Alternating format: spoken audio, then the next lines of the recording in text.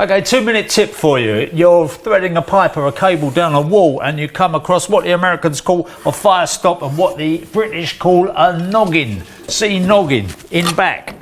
Stopping your cable going down. So you've got to drill through it. You've got to put a drill down there. But how are you going to put a drill down there? You've got to cut the wall. How do you cut the wall? Well, you could take out a square or you could just do this.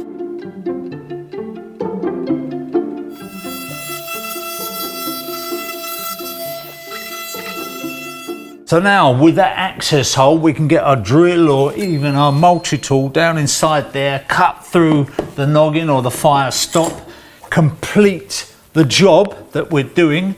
And then rather than having to mess around when you cut square, you've got to put some kind of support in there and all the rest of it. All you've got to do, fold that flat back down, bit of adhesive sealant, anything filler on the undersides, let it squeeze out.